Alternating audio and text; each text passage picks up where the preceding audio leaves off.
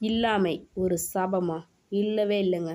உங்கள வானத்தை நோக்கி பறக்க வைக்கிற ஒரு ஹெலிகாப்டர் தாங்க சொல்லுவேன்.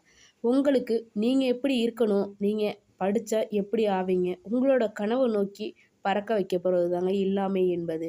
ஒரு குட்டி கதையுடன் உங்களுடன் தொடர்பது உங்கள் அன்பு தோழி விஜயா. வாங்க கதைகள் தமிழோடு ஒரு குட்டி காணொளியை பார்க்கலாம்.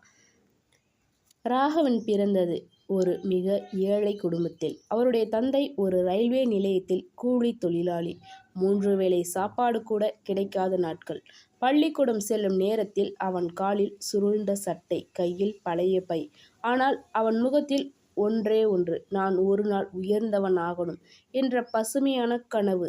விடுமுறை நாட்களில் வேலை பார்த்தான். இரவு நேரங்களில் தெருவிளக்கின் கீழ் படித்தான். பிற முறையில் இருந்த மாணவர்கள் கல்லூரிக்கு போகும்போது அவன் கூலி வேலை பார்த்தான், கூடவே புத்தகத்தை எடுத்துக்கொண்டு. பல தடைகள், அவமானங்கள், தவிப்புகள். ஆனால் அவர் மனதில் ஒரு வார்த்தைதான் ஒலித்து கொண்டிருந்தது. இன்மைதான் என் ஆரம்பம், ஆனால் முடிவு நிச்சயம் வெற்றியை தரும். பல வருட கடின உழைப்பிற்கு பிறகு ராகவன் ஒரு அரசு அதிகாரியாக நியமிக்கப்பட்டார். அவரை ஒருமுறை அவருடைய பள்ளிக்கு முதன்மை விருந்தினராக அழைத்தனர்.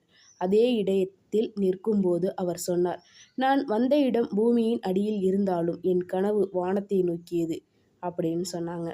இல்லாமை என்பது ஒரு குறை அல்ல, அது ஒரு தொடக்கம். மனதில் கனவோடும் முயற்சியோடு வாழ்ந்தால் எந்த கஷ்டமும் உங்களை வெல்ல முடியாது.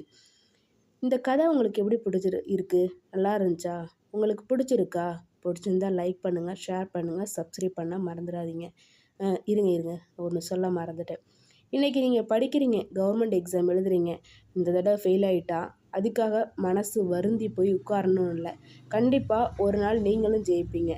ஜெயிக்கும்போது அன்னபூர்ணி படத்தில் அந்த பாட்டி சொல்லுவாங்கள்ல, நான் அப்போவே சொன்னேன், அப்போவே சொன்னேன், யாராவது ஒருத்தவங்க சொல்லுவாங்க. கண்டிப்பாக நீங்களும் ஒரு நாள் சக்ஸஸ் ஆவீங்க. நீங்கள் பிடிச்ச மாதிரி நீங்கள் வாழ்வீங்க. ஓகே, பாய். அடுத்த காலில் சந்திக்கலாம்.